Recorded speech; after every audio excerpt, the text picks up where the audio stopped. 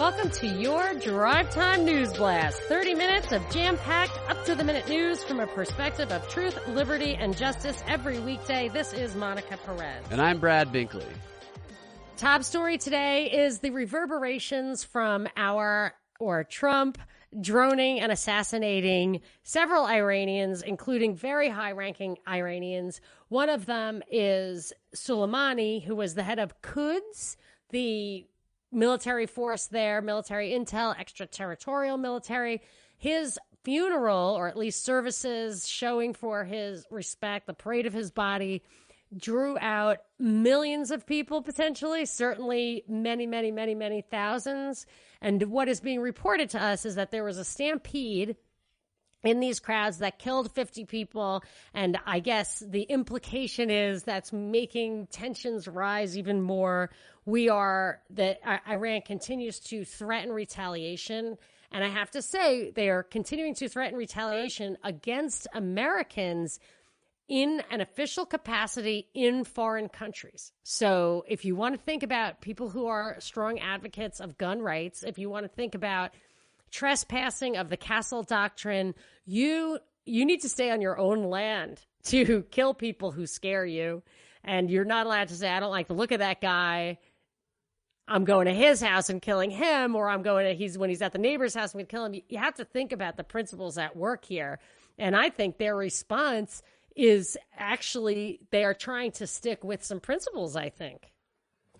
Well, the DOD is warning businesses here about cyber attacks, telling them to take precautions. But they're not advocating that. They're not saying that. They are not trying to attack us here. If that happens, it's a false flag. Across the board, they are saying simply that they are going to do an equal response, which means hitting somebody or some installation or Americans or whatever that are in these official military capacities. Yeah.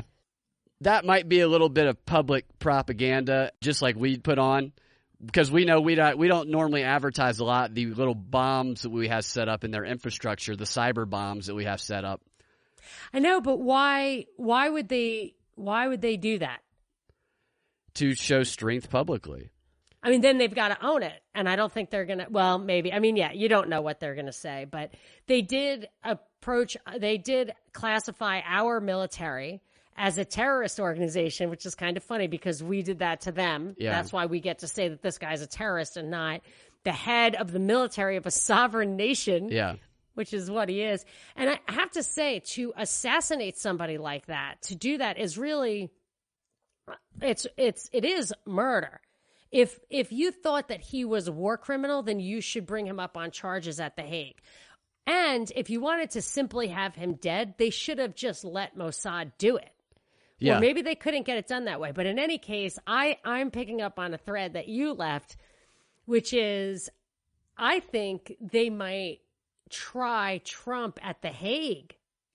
Probably in absentia, but like the equivalent of the impeachment, an impeachment 2.0 would be because he said, I'm going to bomb your cultural sites, which is still, it's a terrible thing. And I'm sure we will, if it comes to that. We do it in Syria, Iraq, everything just to destroy their history.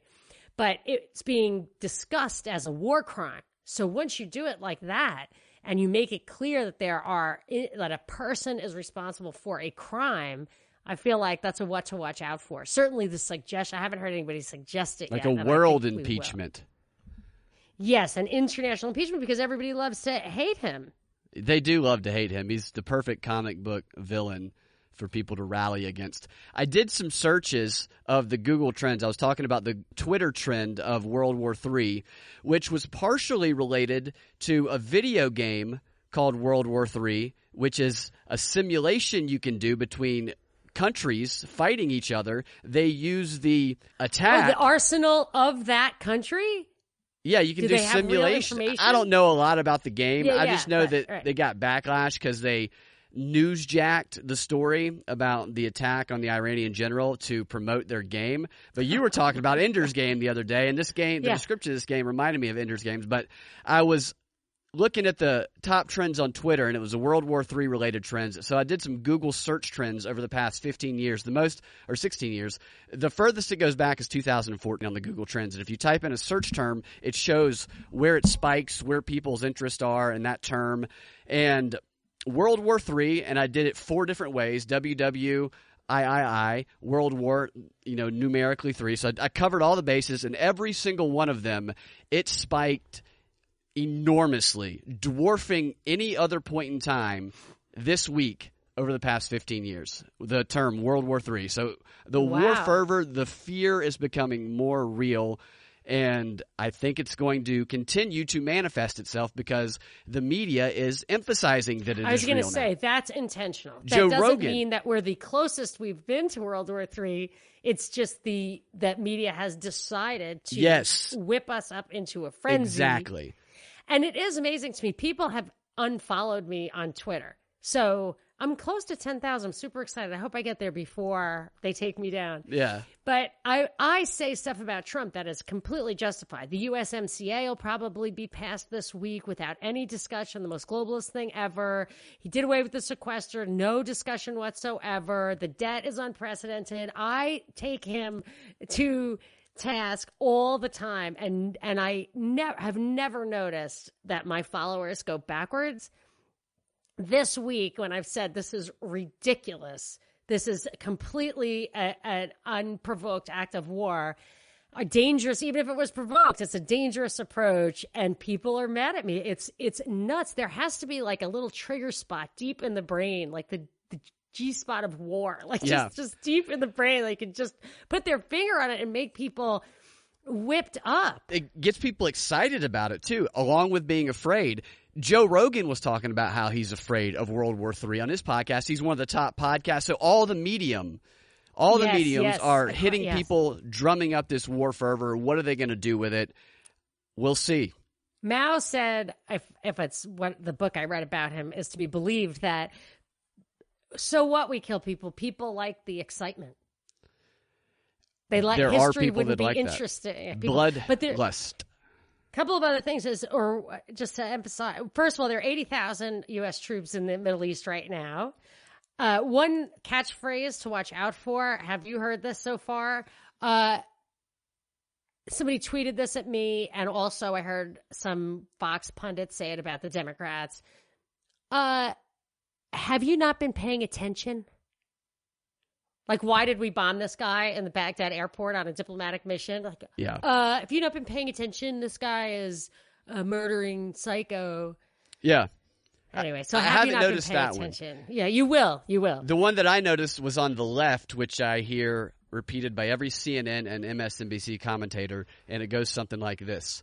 At a time like this, a president needs credibility more than anything else. And this president has long destroyed his with 5 trillion lies compiled by the Washington Post. Well, if he does something against his own interests, that gives credibility. That's that thing that he can say, well, if Trump wants to invade Russia, at least that he's got a soul. Yeah. At least he's there. But I just want to point out that the way this was done, very, very public. Very public, completely owned. One is to make it crystal clear Donald Trump is taking credit for this. He is completely putting this on his own shoulder. He's redeeming the deep state, Republicans, Democrats, everybody who could be blamed, military-industrial complex, everybody who could be blamed for wanting this to happen. Him and his impulsiveness, his emo, his rogue actor thing, all of that is being blamed for this. But I don't buy that for a second. There's a method to this madness, but you have to notice that it is so public. It's so in your face. It's such an intentional provocation. It's such a humiliation. It is such a dare for Iran to retaliate. And I think there are a couple of reasons behind that. One is we are going to do false flags at home, cyber attacks, whatever. I don't think they're going to do that. I think it's us, and I think we need cover for that. So making it clear that we provoked their reaction makes those false flags reasonable and attributable to Iran. Yeah. You know who they're saying that we're under threat of potential cyber attacks from? Can you guess which 3 countries? China, Iran, and Russia. There you go. The axis of evil.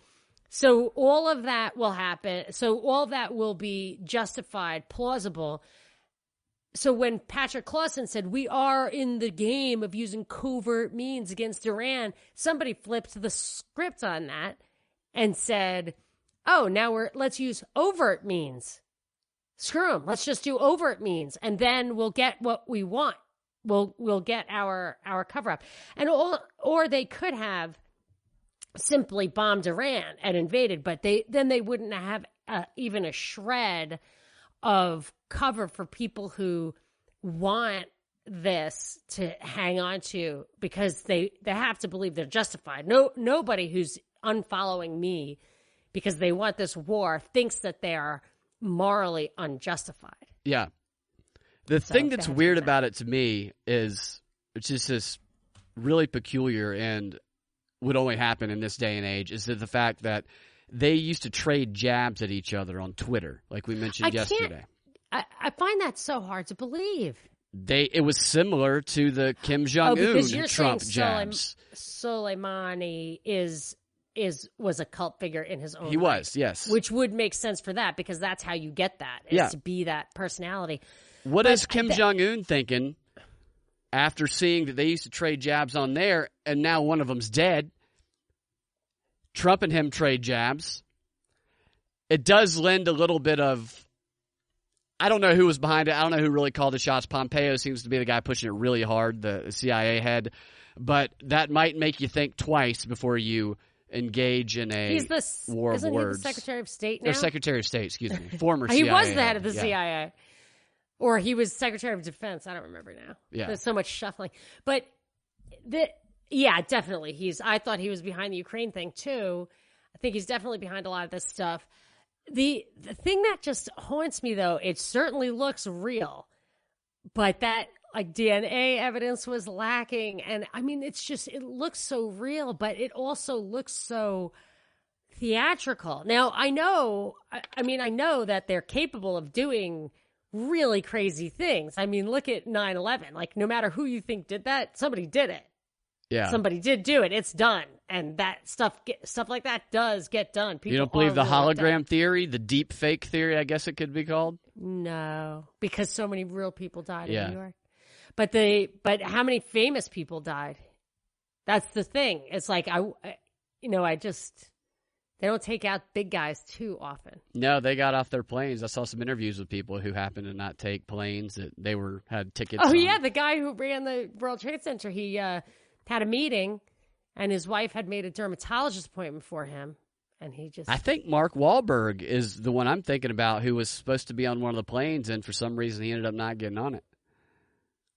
Wow. Pretty interesting. Well, it reminds me of when Dikembe Mutombo, yes, if I'm saying his name correctly. That's right. Was in Brussels at the airport when they had that crazy attack, or a train station or something.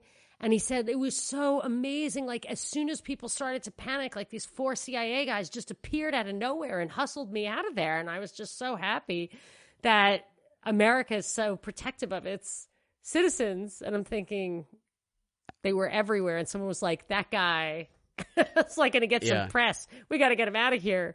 They don't want people who's going to get a lot of press. Right. Like, I imagine Dikembe would be swatting bullets down and doing the finger wag. Oh, yeah. I don't think he was running for cover. No. I think they had to put a bag over his head and hustle him out of there. Yeah, because a tall 7'2" black guy with a bag over his head. Who could that be? Well, there's like 20 of them. So there was another story today related to the Iran thing about a letter that was sent from the U.S. military to the Iraqi Minister of Defense that stated that the U.S. is going to withhold they're going to withdraw troops, and this is after the Iraqi parliament, which voted to expel all foreign forces, including the U.S. And this letter from our military was dated on January 6th, a day after that parliamentary vote. Now, it was unsigned, and the Pentagon later came out and said that this letter was a draft, and it was a mistake. It was not intended to go out, and we will not be pulling troops out. And the media is talking about how could this happen? How could such a mistake happen? I have an idea of what could be going on here, and I don't think it's a mistake at all. I don't think a lot of these things are mistakes. There's a book by an influential military strategist called The Strategy of Conflict, which is largely about using deference in warfare. And we've heard the word deference tossed around a lot lately. The reestablishing of deference is what they're saying. And in the book, it talks... Deference or deterrence? Deterrence, excuse me. Yeah, Thank sorry. you. I kept saying deference. Yeah, deterrence. Yes, yeah, deterrent, yeah. And the tactics of deterrence, it goes through a lot of game theory stuff and and what it's like when you have perfect communication and perfect information with somebody you're working with versus when you have like no communication with them. The idea is to try and anticipate at what point the adversary or the person you're trying to negotiate or cooperate with how far they will compromise. Therefore, you know what decision to make based on what you think they will make, the decision they will make based on the decision that you made. Yeah, it's game theory. It's game theory, yeah. Game theory. But and chess, all that. In international relations, international conflict, the book talks about how communication is always imperfect. In fact, it's very hard to have stable, reliable communications when you're communicating with an adversary or somebody you're at conflict with. And that one of the ways to not go to war or to find some sort of compromise is you have to find ways of signaling and communicating with them in a way that shows them where you will go. Where you will compromise so that they can go, oh, that's a signal. If we do this, they will do that. And I don't know who was responsible for this. I don't know who sent it. I know the guy who wrote it, the military guy who wrote this was General William Seeley, and he is a trained signals intelligence, and he's trained in strategic communication. SIGINT. Yes, that and yeah, he knows what he's doing. I don't know if he's the one that sent it. He's the one that wrote it. Nobody's talked to him that I've seen. It was unsigned. What I see this as is I see this as someone putting an offer out there to the broader. Maybe they're speaking to the ministry guy of defense, but I think they're also saying we don't have perfect communication right now, so we're going to put an offer sheet out there that says, here's what we might be willing to do. Here's a commitment we might be willing to make if you are willing to do something for us first. But as you see, it's unsigned. So until we get what we want from you, we're not going to sign this letter and we're not going to pull out. We're going to keep repositioning. And I think it might be something along the lines of, if you can give us some sort of signal of assurance that you are not going to let Iran control your country as a proxy, then we will remove some of our forces, giving you more control over your own country. This is speculation, I know. Yeah. I got you. And that all makes sense as far as making sense goes. And you did text me about this deterrent element that you saw bubbling up in the news before this fake letter came out or this unsigned letter came out. The only thing that I would take issue with is this idea of deterrence. To me, I haven't read the book, although I now have it. Thank you very much. That it has to be like thinly veiled, not really about deterrence, because Pearl Harbor, Japan did that I believe both before Pearl Harbor and before the nukes. They made it clear where they were willing to go, that they were willing to appease us to the extent that we had stated we needed those appeasements. And we didn't care. We were just looking for provocations. We wanted to do what we wanted to do. So in my mind, our history does not suggest ever meeting a war we didn't want, ever really wanting a deterrence. I could just take it one step further and say maybe the point is for your analysis to be accepted so that it looks like we are trying to bargain, or more likely that it's Trump that's standing in the way of that all these guys are doing the right thing. That was an olive branch. That it could be designed to fail. It could be, here's where we're going to go. To be a false olive branch, to make it look like we're out there. And if only it weren't for Trump, this single-minded, and it's funny because he's doing what all of our presidents do, which is create more war in the Middle East. And somehow this is being portrayed as this lone wolf actor. Yeah, I think it could very well be designed to fail. And like you said, they'll be able to say, well, we put that out there. We sent it directly to you. We left it unsigned. It was dated right after. We wrote you knew that's where we were going. Wanted. Yeah. yet you still let Iran control you. No, I think it's going to escalate, and they're going to say, we were at the table with Iraq. You saw that. We were doing it. Or maybe, yeah, I see what you're saying. Maybe they'll give an overture. Yeah. I still think Trump will trump it. They choose Iran over us.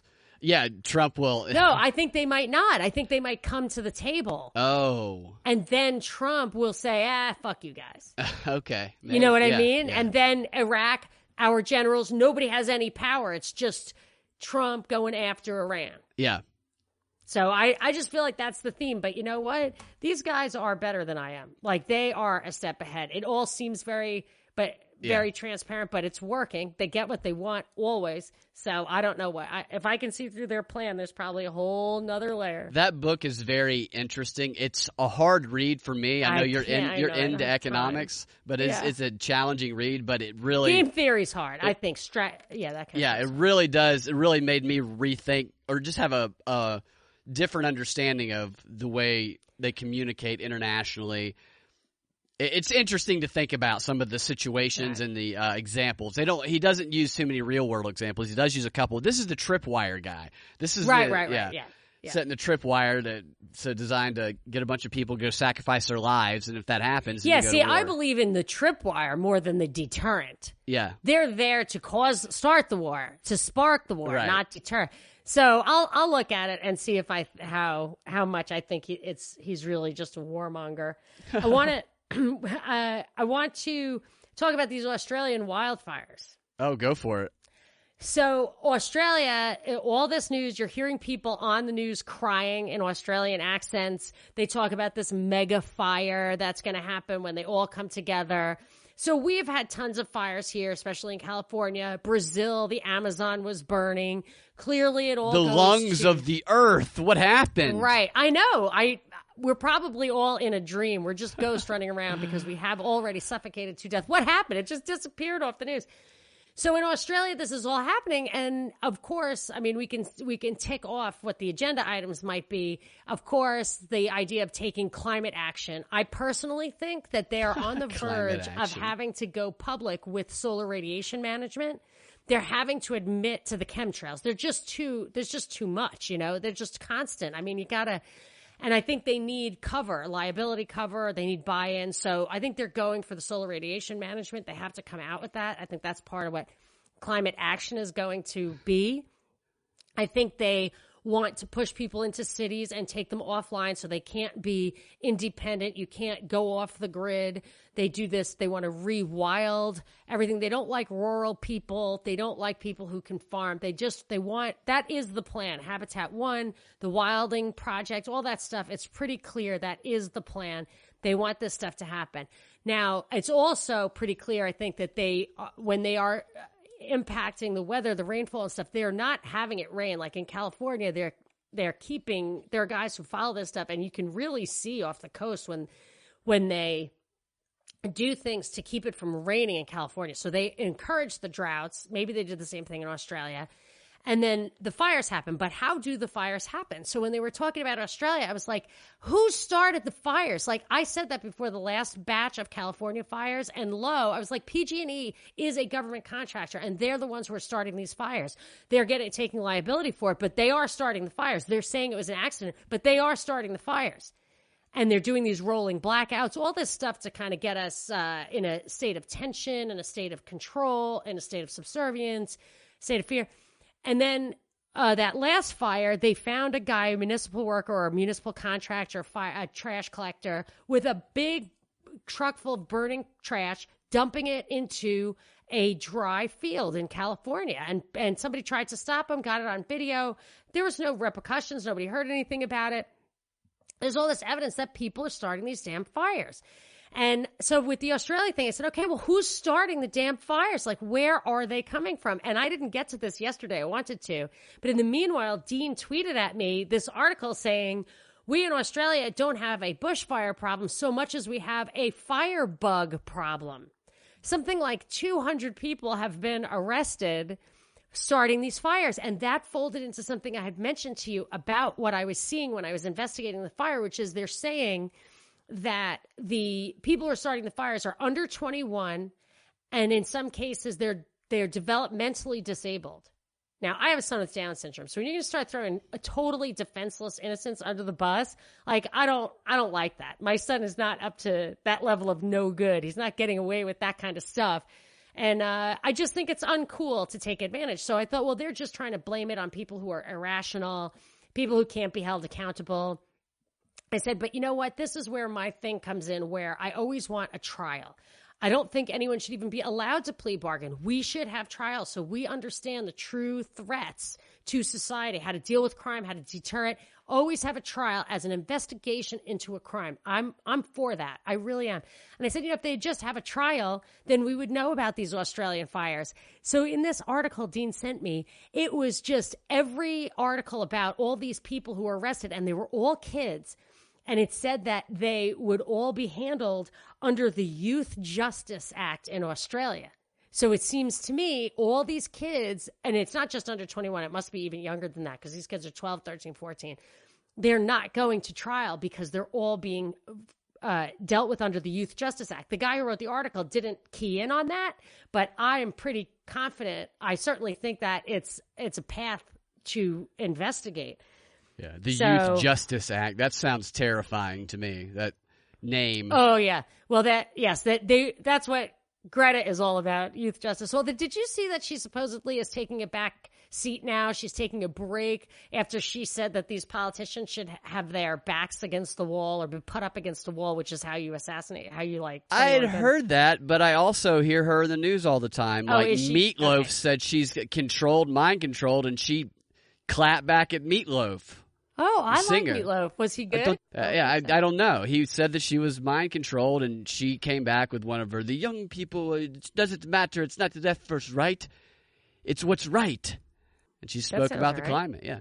Well, Nicole Kidman and Keith Urban contributed $500,000 to the firefighters, to the rural firefighters. Oh, and another thing about the Australian thing, the politicians, the Prime Minister, everything are getting criticized for their slow response. It's like, yes, of course, it's a slow response because they want them to burn.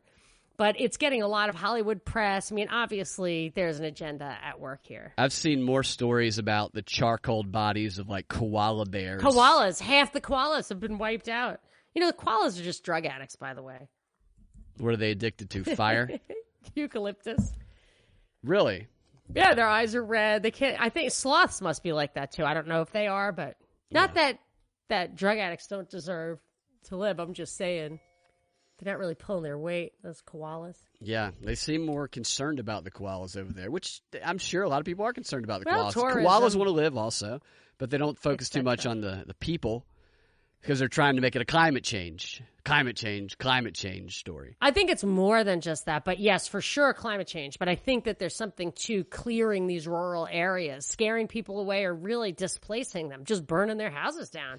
You said burning their land down. You said you could see a world firefighting crew emerge. I'd like to see Greta as the captain of that world firefighting crew. Yes, the Joan of Arc. I feel like the first global institution of law enforcement or of governments might be a global firefighting unit. But in any case, we're going to see something soon. Yeah, I think you're right. So there's a story that I've noticed. It's popped up in the news a handful of times over the past couple of weeks. And, of course, it gets no press, really. It's about mysterious drones that have been hovering in, like, a collection of them in Colorado. And it's in Colorado's eastern plains. They are ground zero for this phenomenon. And since mid-December, a legion of unexplained drones with 6-foot wingspans have flown the night skies over at least 9 counties in eastern Colorado and western Nebraska, inspiring wild conspiracy theories, perplexing agencies, and confounding citizens from around the world.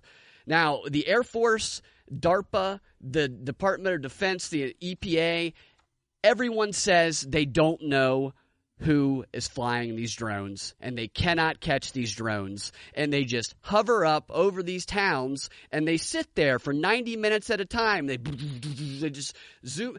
I mean, that... It's not believable.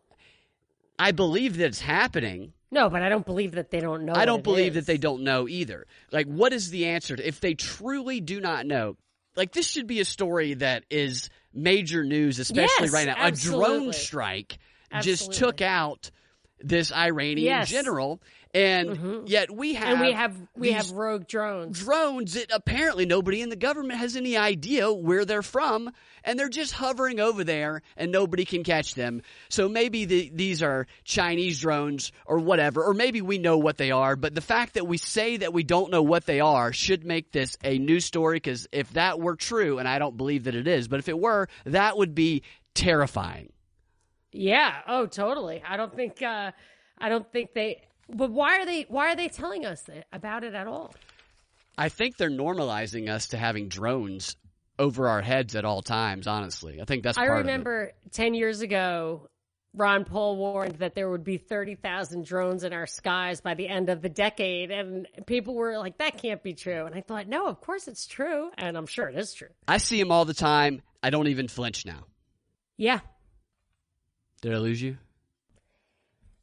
For a second, I wanted to go look at the drones. You wanted to go outside? Did you see some drones outside? I was going to Google the drones. I thought I'd have a minute to actually get some video of the drones. Mm. So, but should we keep... Oh, one thing I wanted to say about... but maybe I'll save it for tomorrow, because I wanted to hear about your sex offender who shows up at... Not my sex offender. I want to talk about the guy who escaped from Japan. Should I just tell you about this guy who escaped? Ghosn, Ghosn. Is it Kurt Russell? Is it a new movie? Nope. It's the CEO of Nissan and Renault, or he used to be the CEO and then he was the chairman. I don't know. But he claims he was living in Japan. He was as the head of Nissan Renault, and they were just a joint venture, but he wanted to merge the companies, from what I understand.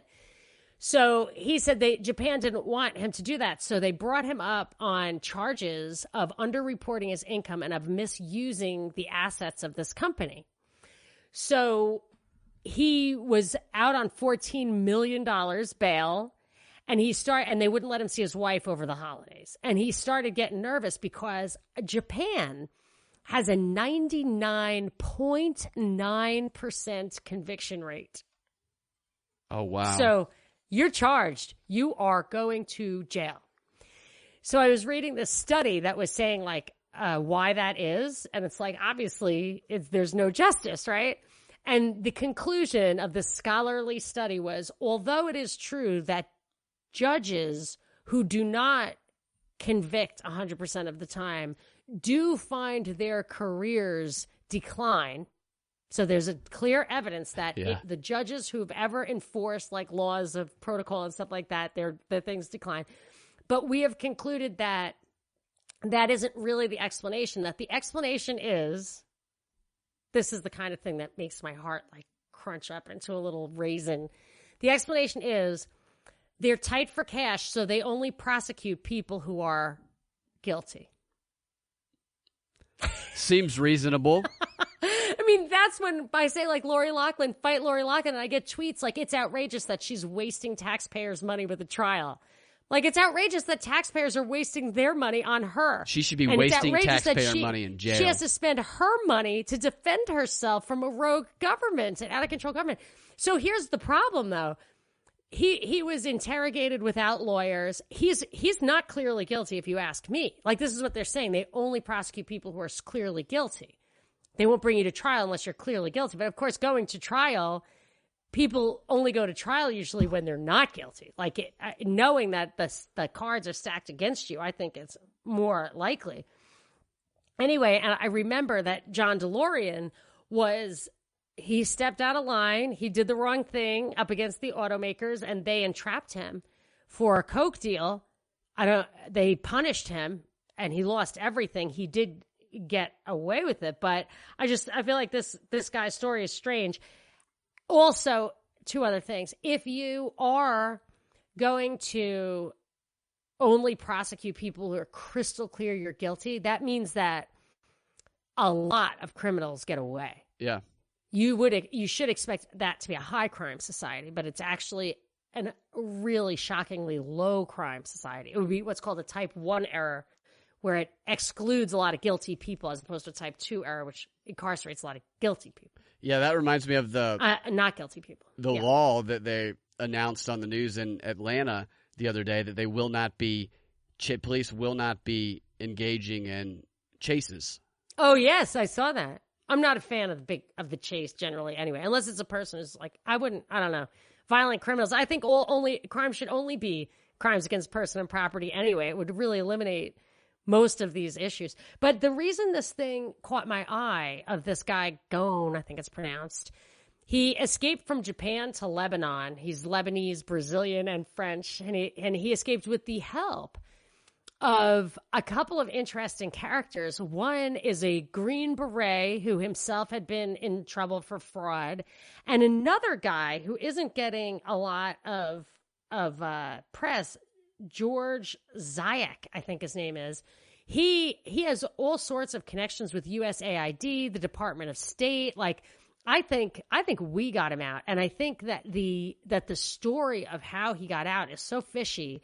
They're like, well, he was seen leaving his house with a hat and a surgical mask on his face. That's normal. So, and then I clicked through to find the pictures that they were talking about. And it was just Japanese newspaper articles without any pictures. And then it shows a picture of a box, like a Marshall Stack box.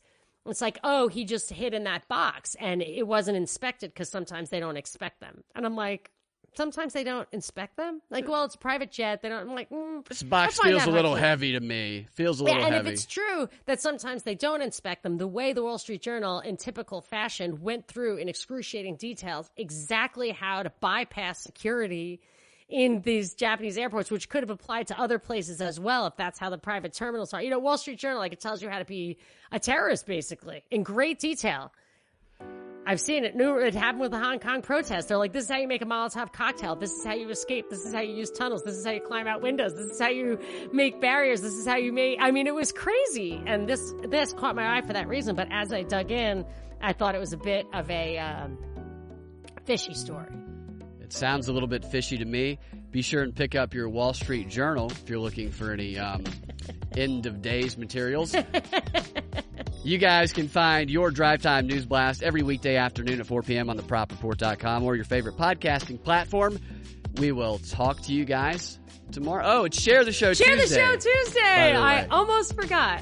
Share the Show Tuesday. This is the day, the chance that you have to keep the positivity going, to get this show out there. We've been off for a few weeks over the holidays. We would make sure we don't want to lose any momentum. All we ask is that you go out there on your social media and share this show, and also try to find one person you think maybe gave up on social media, gave up on the news, who might enjoy a little no BS. Maybe they don't agree with our politics or ideology, but they might appreciate having news as peeled away from the propaganda as possible. So share the show. Share the show. We will talk to y'all tomorrow.